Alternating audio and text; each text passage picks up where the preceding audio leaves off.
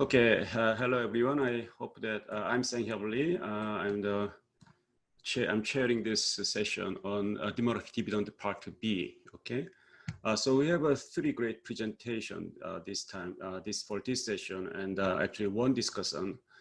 So the first presentation is on the demographic dividend of the state. So I'm so actually glad to see this presentation because I thought we have only one, like a state presentation, State of Hawaii by Andy, but there actually is another one, which is on the state of Nigeria. So it's written by Lenry, Akani, Ronson, Noah, and Stephen Dauda. So without any further ado, we'll play the video. Good day to everybody. Thank you for the it's not video, it's just PowerPoint.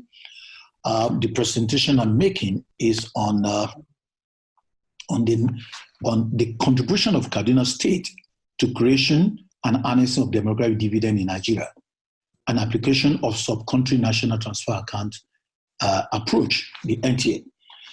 Now, Nigeria, with a population of over 200 million, is the most populous Black nation in the world and 7th globally. Nigeria is a federation of 36 states and Federal Capital Territory. One peculiar thing about the state of Nigeria is that the demographic structure across different states and geopolitical zones differs across the nation, while some of them are bottom heavy, some are already having kind of budge around the middle age. Now, the country is categorized into 6 geopolitical zones.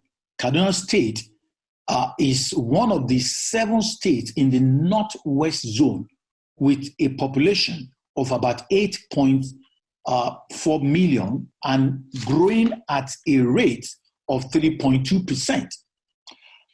The population of the state is projected to reach 12.97 million by 2030, a decade away. The population structure has about 46.1% below 15 years of age and 80% below 35 years, which show the heavy youthful nature of the structure of the population. With high fertility, total fertility rate of 5.9%, it is one of the highest in Nigeria, caused by low contraceptive use of 13%. Now, the structure, in the years to come, proportion of those within working age is projected to increase, while proportion of children will decline, implying lower dependency ratio.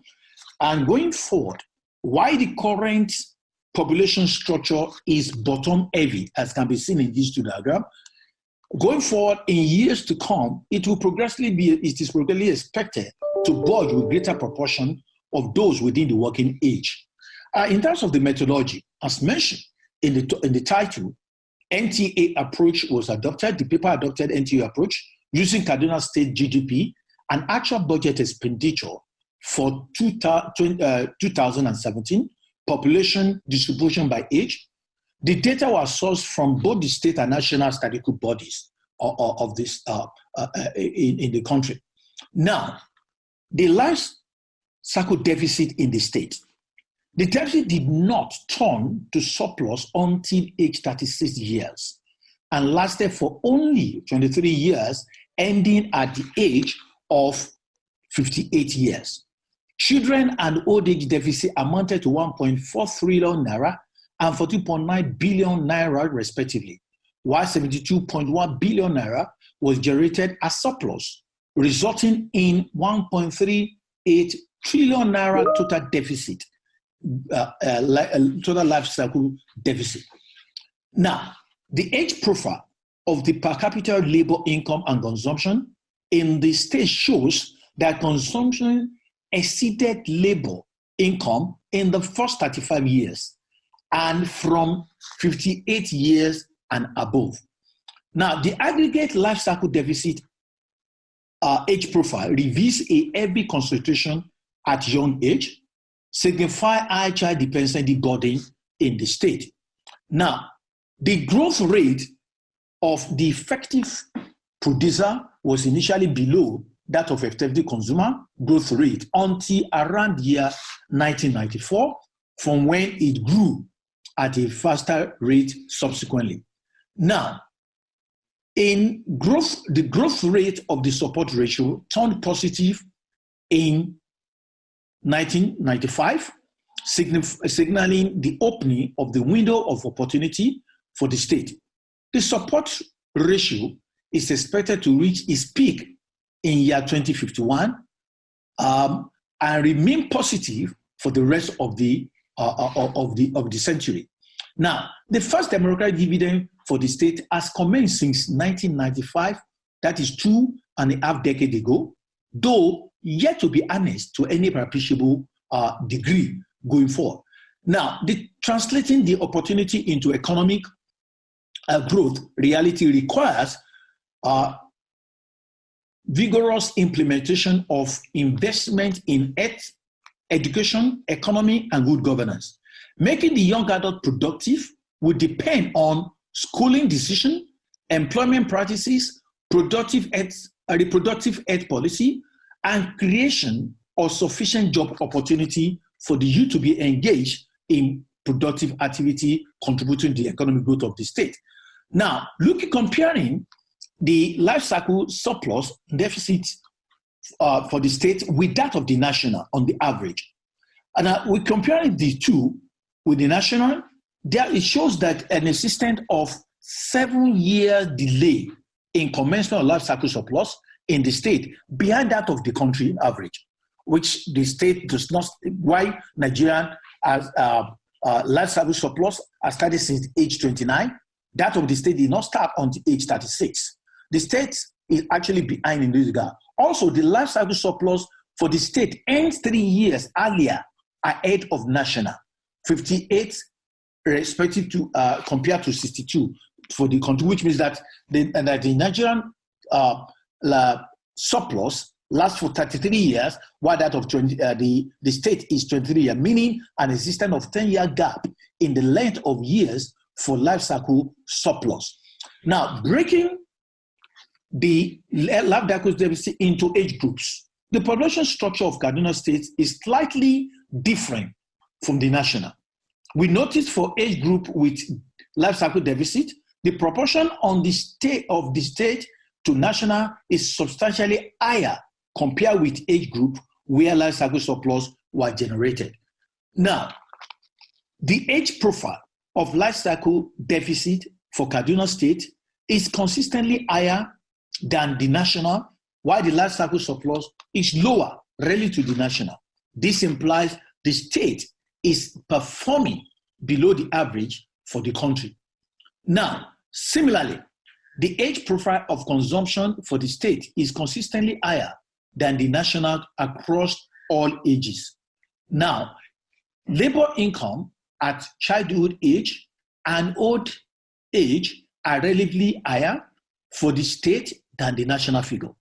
These suggest possible delay in retiring from active labor services in the state.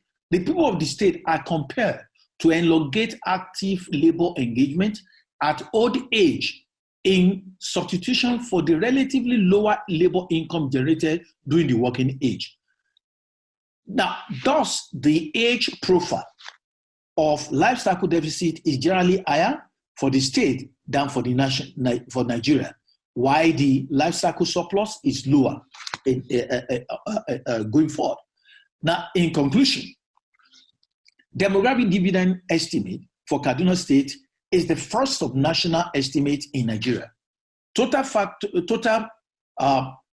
fertility rate of 5.9% is relatively on the high side. The life cycle deficit of the state represents 4.3% of the national life cycle deficit. The window of opportunity has opened in the last 2.5 decades, and efforts are required to harness it for the state to actually benefit from the first demographic dividend. Now, in the policy implication, policy measures are required to drastically bring down the total fertility rate through ensuring increased uptake of modern contraceptive methods, discouraging early marriage, and promoting girl-child education.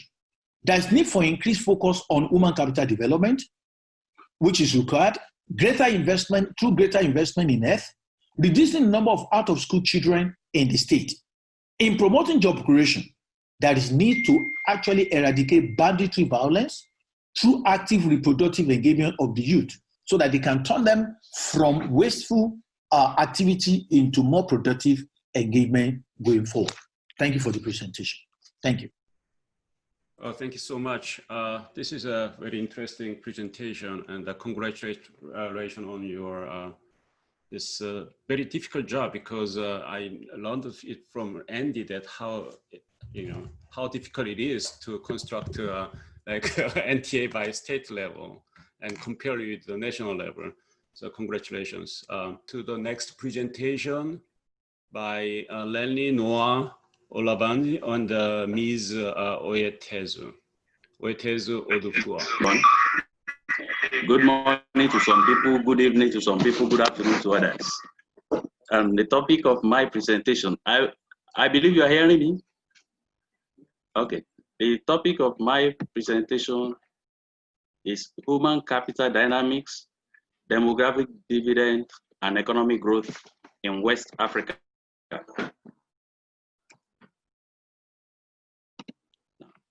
There is this debate about the impact of demographic dynamics on economic growth.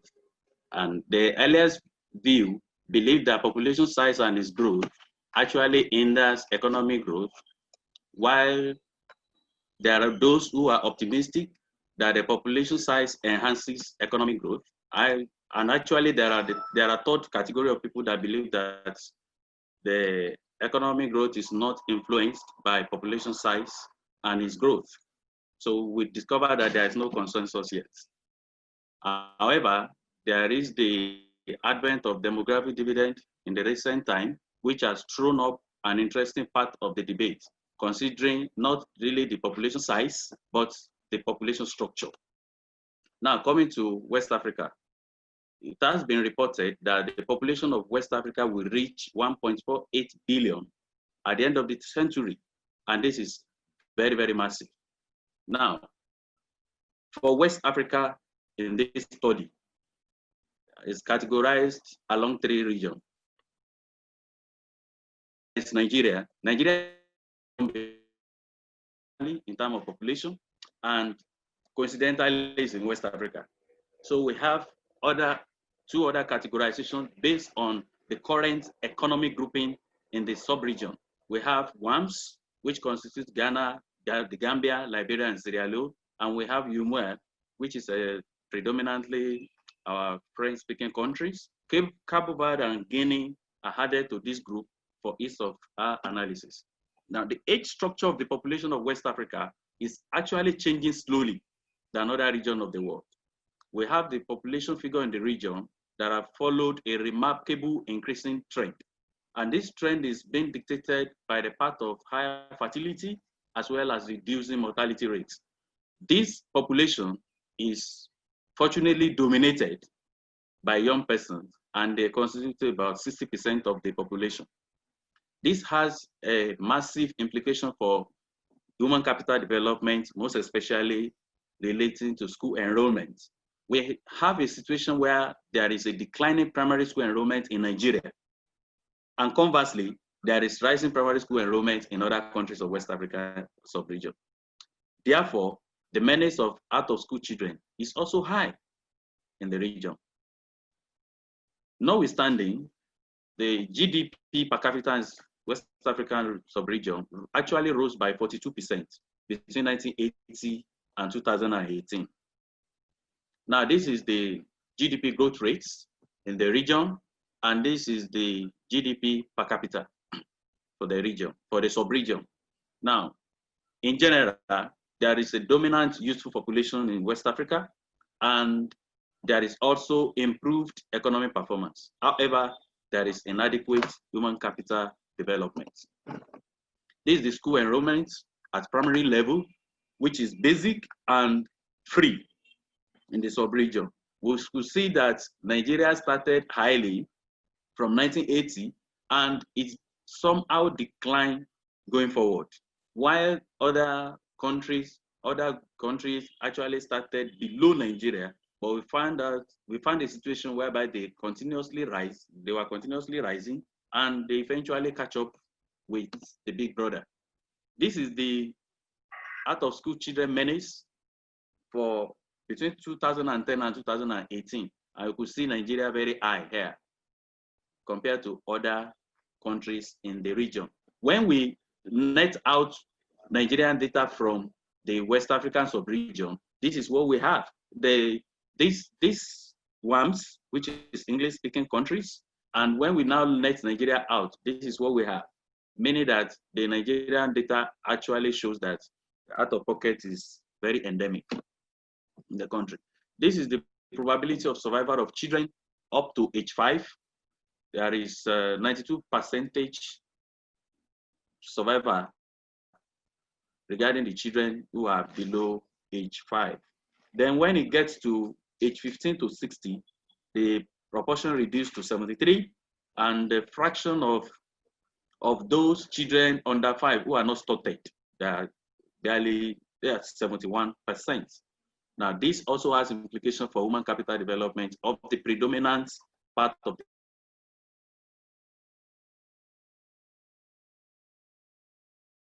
the population. For this analysis, we adopted traditional growth model as argued in the and variously augmented with demographic factor by several past studies. We have Bloom and Finlay, we have Aya Moody, and we have Ahmad and Khan. And this is the model.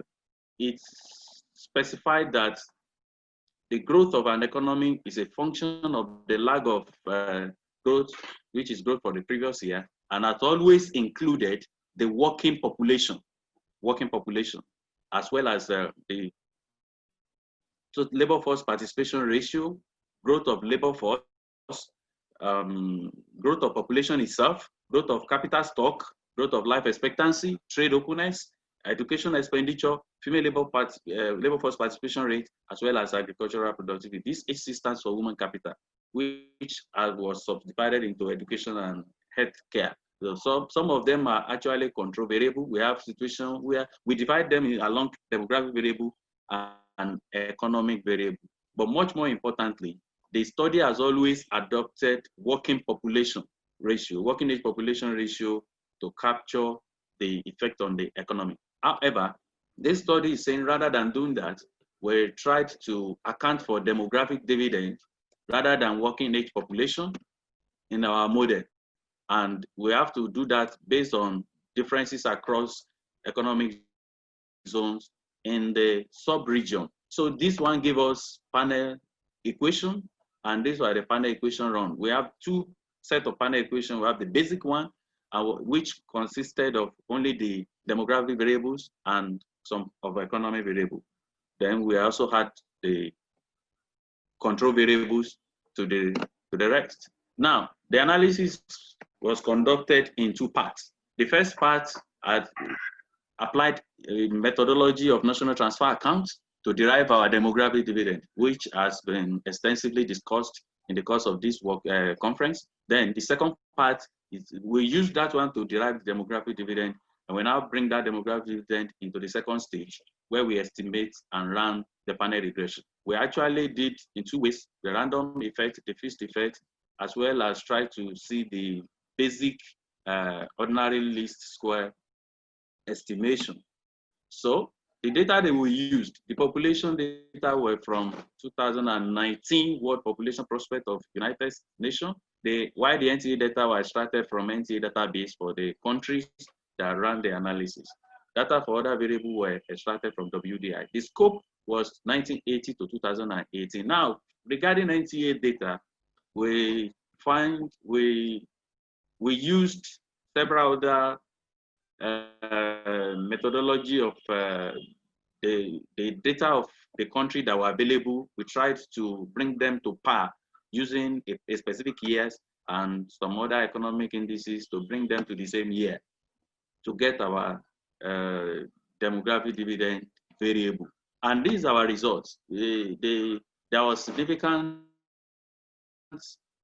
results for the variable of interest under random effect model, for the baseline model, and for the model with control variables. Although we couldn't achieve that under the fixed effects model. And what is the implication of this result? It shows that there is existence of demographic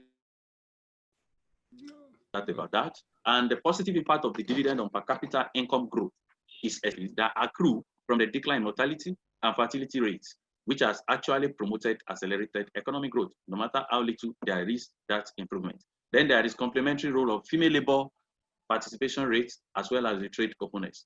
However, the growth of total labor force, we find out that it actually hamper growth, especially given the widespread underutilization of human resources and the grossly inadequate capital stock that will complement the functioning labor force, the functioning of the labor force. Then the healthy and skillful workforce, we find out that they are also important elements for economic growth. In conclusion, DD contributed significantly to per capita income growth in West Africa, and the increasing working populations need to be complemented with adequate human capital development. Then the positive influence of human capital on economic growth is not in doubt, it's very sure. Then the vibrant and flexible labor market is also very vital for harnessing DD for long-term growth in West Africa. For the West African Monetary Zone, these were the 4 countries earlier mentioned. They have significant lower GDP growth than Nigeria, which is the reference category from our results. In this place, is only that zone that have a significant when we added other control variable, but the economy performed lesser. For the other group, which is UMOA, including Guinea and Cabo Verde, is not the growth there is not statistically significantly different from what Nigeria has. Then the implication for this is that government should prepare themselves to put in place adequate policies and actions to accelerate and realize potential dividend that the current population dynamics offers. And they have to invest in quality education and health. Also, the labor market needs to be as flexible as possible so that these large cohorts that will be entering working age in the next few years will be absorbed. And there should be the need to provide a decent job for them. Then the environment needs to be enhanced such that opportunities that will be given to the young people will attract them into decent jobs, not many jobs. Then the provision of job matching assistance that will ensure there is training and mentoring for this young fellow. They are the future of tomorrow. Then job creation needs to be prioritized in the national development strategies. And there is need to actually deepen regional integration because of the result of the trade openness that we find there. Thank you very much. Okay, thank you very much, Noah. I mean, this is a very interesting presentation. So, okay, without any further ado, let's move on to the third and last presentation by Latif again, and Sado Dombo. Thank you, Prof. I will present the budgeting sensitive to demographic dividend. Hi,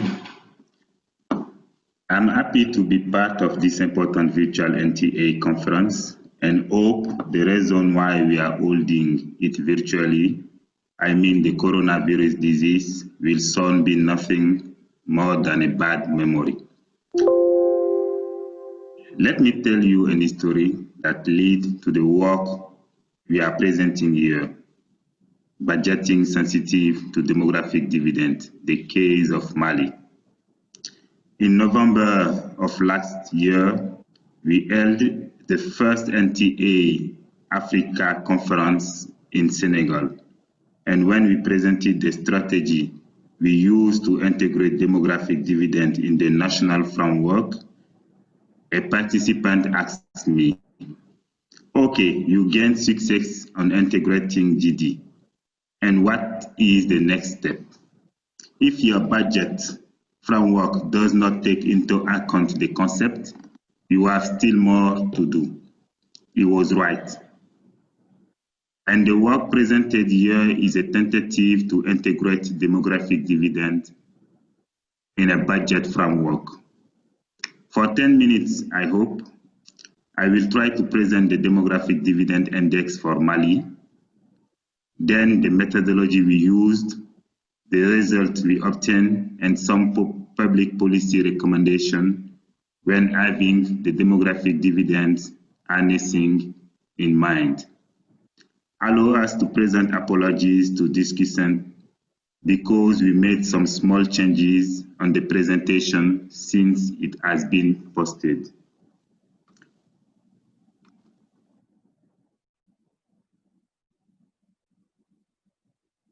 Why budgeting sensitive to demographic dividend is so important.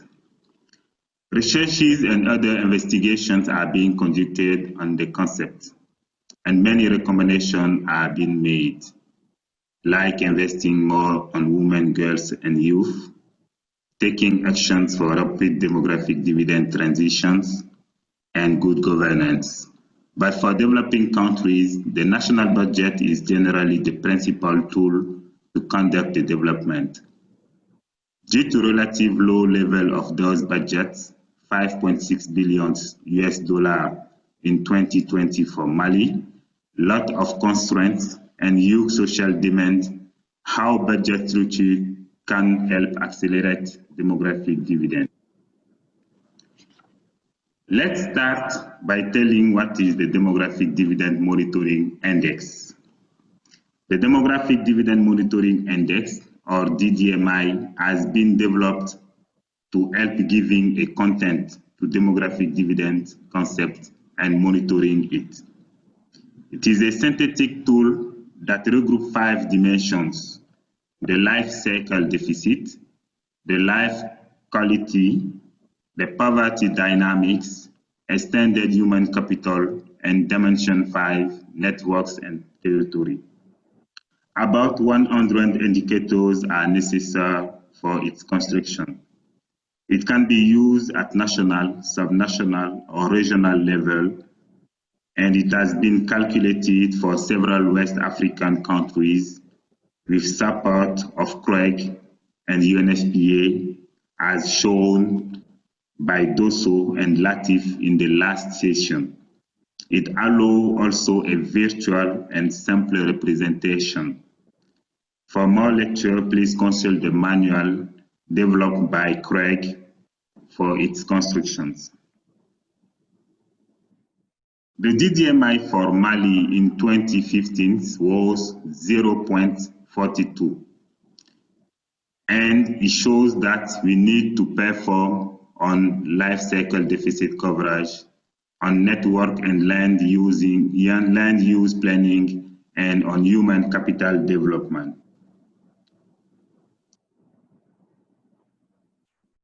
Note that Mali is a developing country with a low level of human capital, low industrialization, and huge social demand due to high dependency rates in a country of about 20 million population, where the population growth is 3.6 per year, one of the highest in the world. And now the country is facing insecurity, terrorism, and irregular civil unrest. How can we make the national budget more effective for demographic dividend harnessing in the context? That is one of the questions we are trying to answer. Budgeting sensitive to demographic dividend is an analysis process. We start with the restructuration of the classic budget to functional budget dimension related to demographic dividend, which are human capital, governance, economic structure, and transformation, professional and social network. We include also linking functions to demographic dividend dimension, modeling and determination of budget elasticities, and analyzes those sensitivity to demographic dividend monitoring index.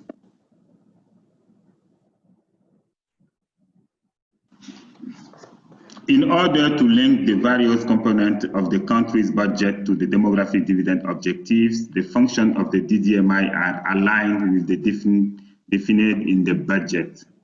In addition, the nomenclature adopted for functions of the DDMI is also applied to the different ministry and national agencies according to their main activities. And note that, for example, the human capital functions regroup all expenditures, recurrent investment and transfer on health and education for all departments, not only education and health ministry. We go then from a series of 19 indicators to one of 80 indicators. So 80 functions: education, healthcare, security institution, energy, other economic sectors, communication, and leisure. So we pass from the actual budget program to demographic dividend sensitive budget with its functions.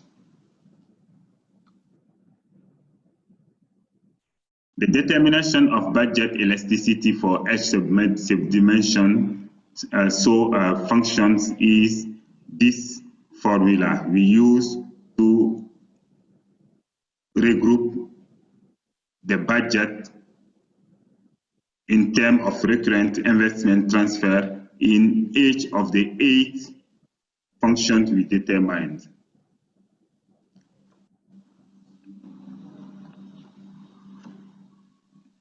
This is the budget structure for the last 10 years period. Recurrent expenditures represent an average of 42% of total budget, while investment is around 40%. Both institutions and security represent almost 30% of total budget, more than human capital. Investment in education and health are very low. The high level of recurrent charge in education is a sign of relative poor strategic planning in this sector. Can these structures accelerate demographic dividend harnessing? Could it be more effective in the context of rapid population growth, poor population capital, insecurity, respect of convergence criteria, and governance deficit?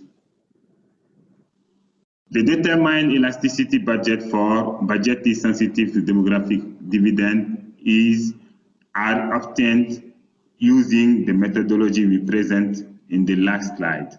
So this table presents the budget elasticity calculated using the budget expenditure data from 2008 to 2018, and we can see that the 2 functions economic transformation dimension have high level of elasticity compared to the other functions. Level of elasticity are counterintuitive for investment in education and health, and this can result, as we said, from the power strategic planning and nature of those investments. These results can be used to make some simulation regarding effectiveness of budget expenditure of DD objective. And doing the simulation, we show that application of the developed methodology indicates that the average budget structure will increase the DDMI from 0.42 in 2018 to 0.48 in 2021, with a total budget of approximately $5.8 billion. The results are consistent with the financing perspective adopted in the National Development Plan, which allow a large part of resources to inclusive growth and structural transformation of economy, and also to the development of human capital.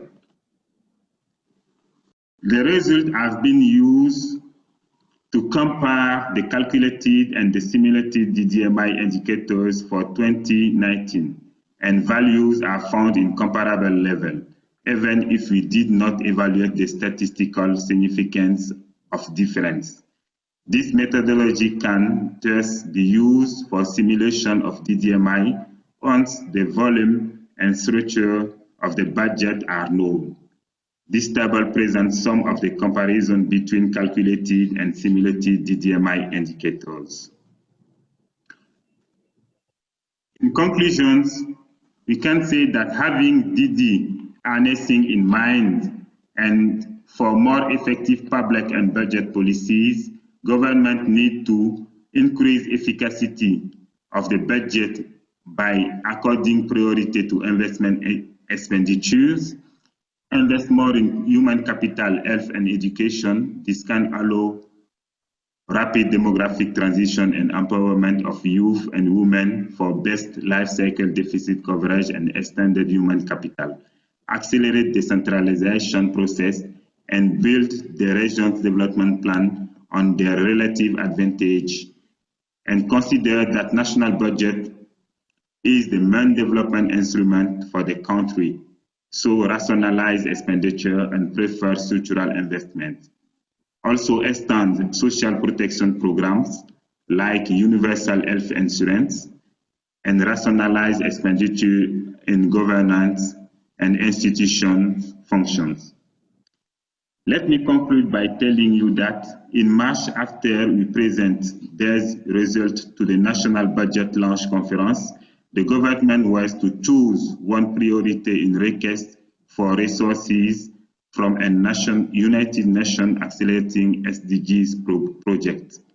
The Ministry of Finance decided to give priority to investment in human capital, and the request has been written in this objective. Thank you. Okay, thank you very much. It's an interesting idea to connect the DDMI, the monetary index, to budgeting. Okay, we have one designated discussion. Professor Bakari Doso. Thank you. And I just want to congratulate the two presenters for these wonderful papers. I think all the three papers are speaking to each other. First, the paper presented by Professor Akini, and prepared with Laurie and the team was really good. You know, Nigeria has 36 states, and this is the first initiative, you know, at the state level in Nigeria. I think this has to be encouraged, and this is we are very we would like to support if need be, you know, in other states if there is a specific request on that. We are very pleased to know that. You know, but some question, however, was raised when I see that the Kaduna state, as according to the presentation, we have 81% of the population are below 35 years, and the population, the age group start generating surplus at 36, and compared to Nigeria, which is 29. I really think that we have to really dig a little bit to really explain why this is so different, because I don't really understand the consumption profile of Kaduna, which is really very high. You know, I also think that the paper will gain in putting emphasis on employment, you know, on the structural transformation, because there are recommendations on schooling and on structural transformation. It will be very important to look at this. And on the for the Professor Noah on the human capital, you know, because he's somehow completing, you know, some of the question I have, you know, in terms of the human capital. For example, and it's linked with demographic dividend in West Africa. While Professor Akini was doing at the sub-level, sub-national, Professor Noah was really looking at, you know, as a regional level. This is very appreciated with West African Monetary Zone and with UMOA. So this is in Nigeria. These two papers really are very important, and I very much like the fact that we put emphasis on the human capital, and one of the recommendations for flexible labor markets is key. You know, in West Africa, we use, in terms of regional integration within ECOWAS, we have this free movement of people and also free movement of labor, but this must be also be put in context as a good recommendation, because you all know that the ECOWAS is moving towards a common currency, and most emphasis is being put on monetary integrations. And one of the recommendations of the study that ECA has undertook, that for the monetary integration, a common currency to be viable, we should not only monetary integration, but we also have to focus on real integration. And human capital is part of this. So I recommend this paper. These two papers are a very good job. And the presentation by Sadhu and also Latif is somehow completing the work that was presented before.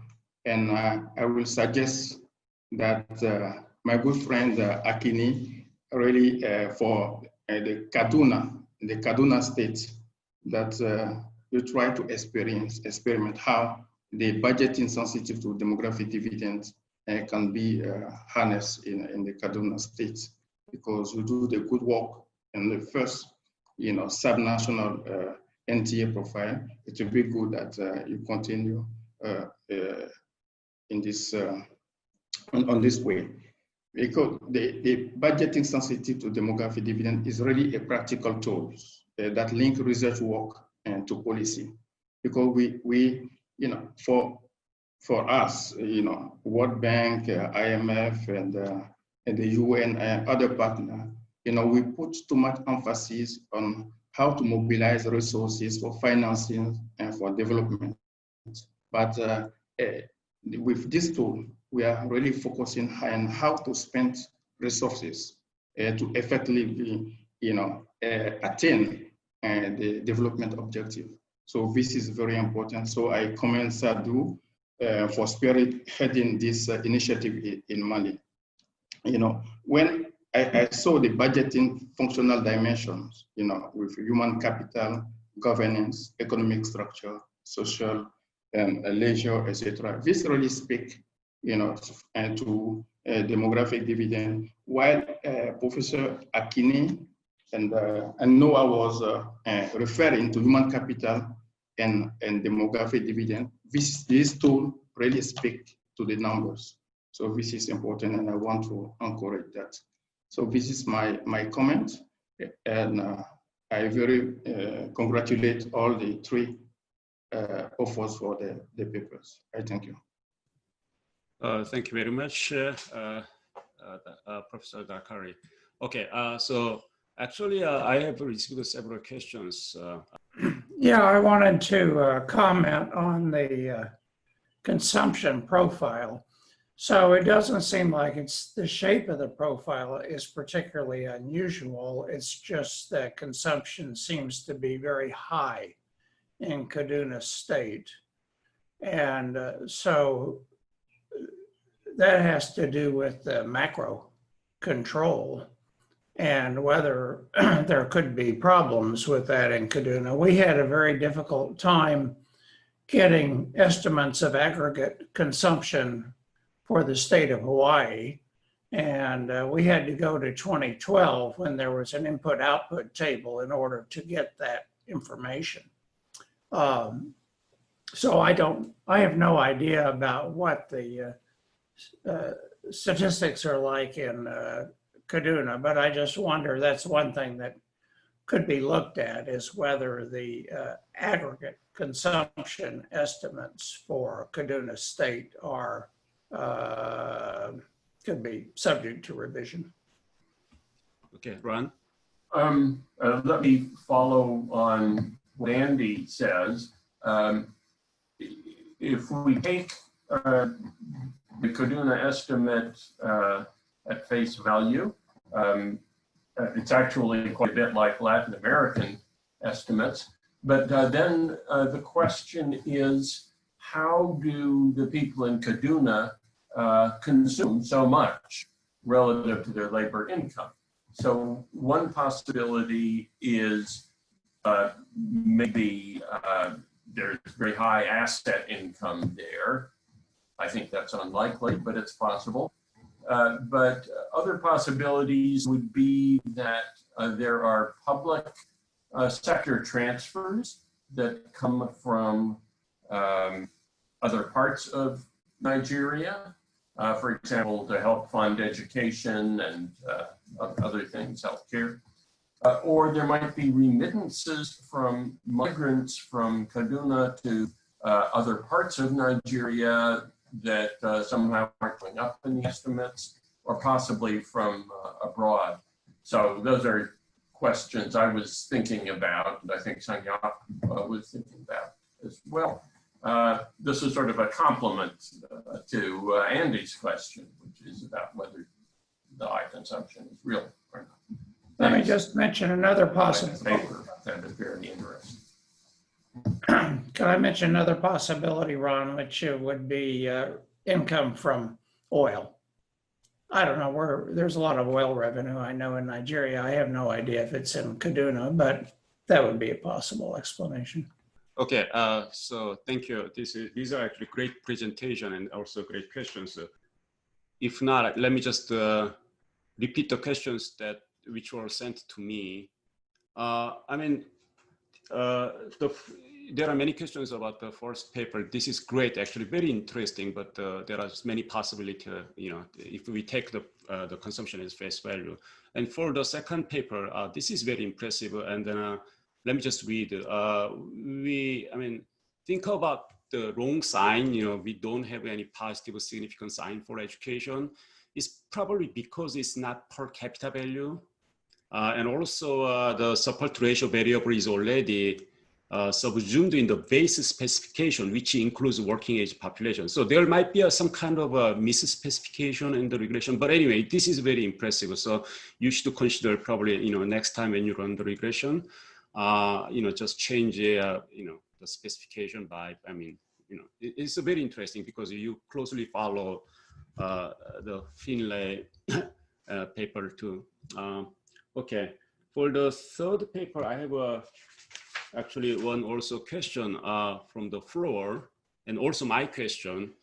Thailand is actually using NTA data for projection for their budgeting, just for like health and something. The reason is, there is for like education, there is always this quality quantity trade-off.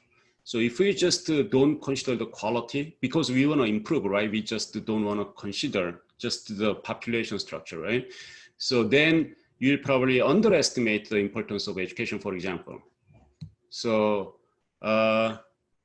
this is one thing, and I cannot agree. I agree with Barkari also about the effectiveness. This is a very, very important issue, not just the amount of money, but also the effectiveness is so important. Okay, so we have several minutes, 5 more minutes, so I will give the presenters to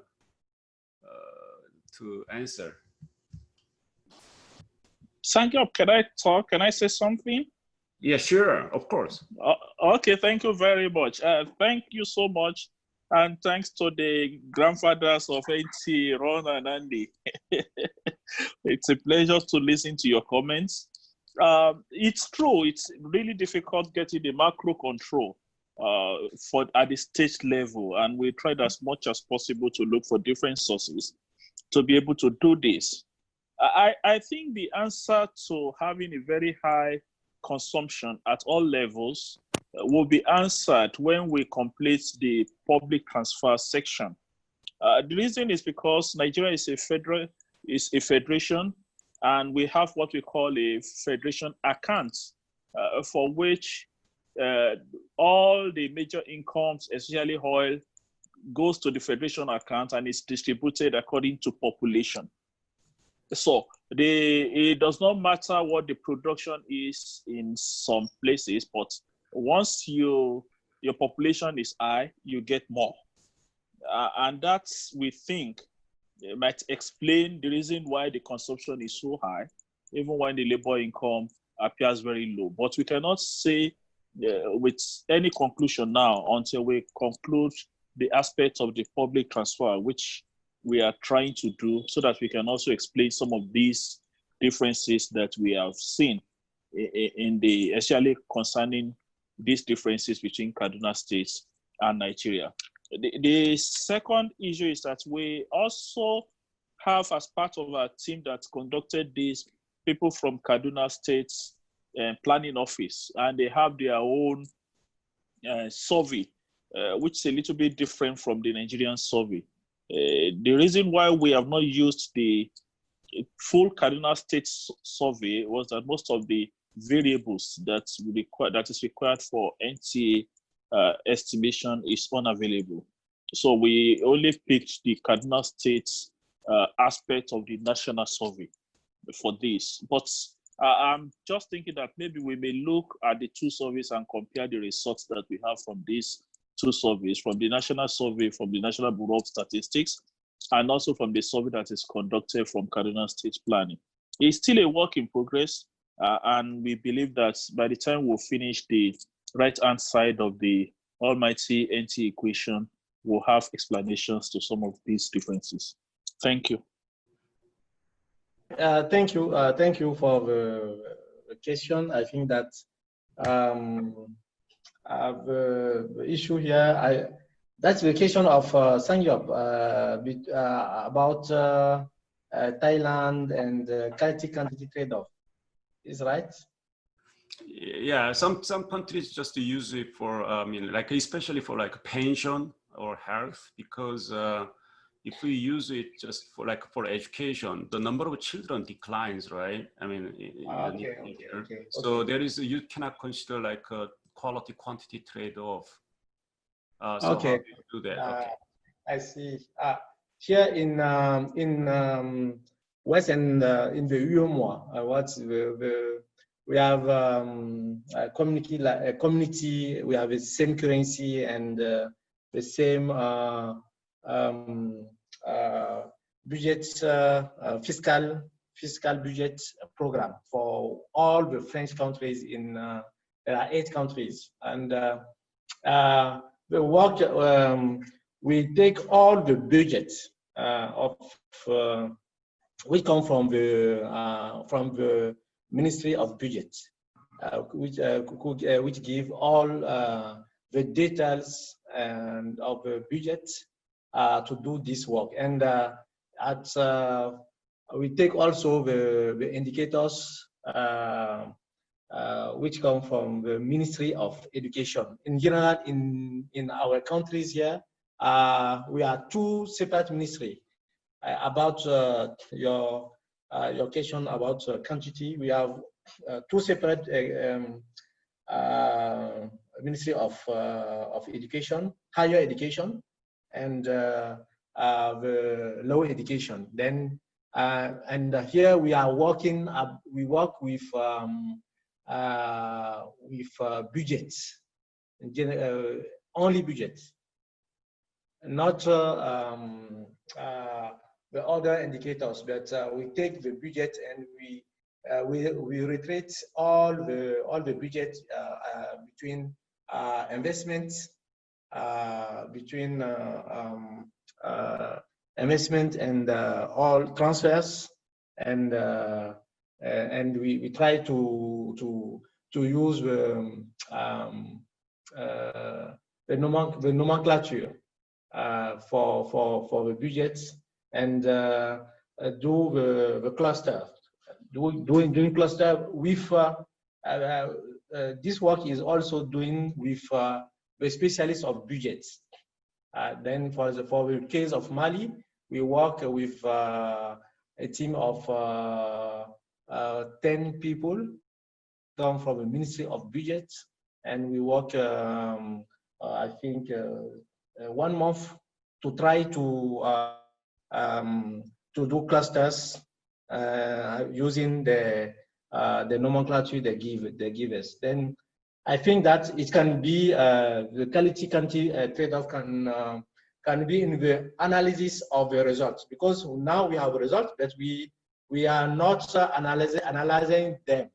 And then I think that it will come when we will try to analyze all these results, all these elasticities which come from. Yes. Okay. Thank you very much. Because we have another session which starts in 10 minutes, so we probably have to end here. But it's very, I mean, I would like to thank all presenters, and especially, because you worried about the internet connection and you made the video and played it. It's, I mean, I appreciate the effort, and I'd like to thank the discussant and for everyone. So, okay, so I think that's the end of this. That concluded this session, and we have another interesting session on visualizing NTA in 10 minutes. So if you wanna look at participate in that session, just stay and don't leave the room. Okay.